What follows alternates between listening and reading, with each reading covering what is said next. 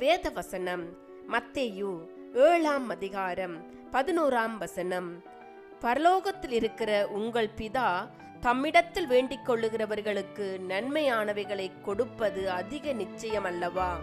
அன்பான சகோதர சகோதரிகளே, ஆண்டவராகிய கர்த்தரின் பிள்ளைகளின் வாழ்க்கையில் எது நடந்தாலும் தேவன் நன்மைக்கு எதுவாக மாற்றி போடுவார். பொல்லாதவர்களாகிய நாங்களே எங்கள் பிள்ளைகளுக்கு நல்ல ஈவுகளை கொடுக்க வேண்டும் என்று நினைக்கிறோம்.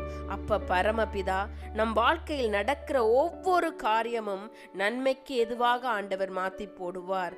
சில சமயங்களில் நம் வாழ்க்கையில் பல போராட்டங்கள் இருக்கும்.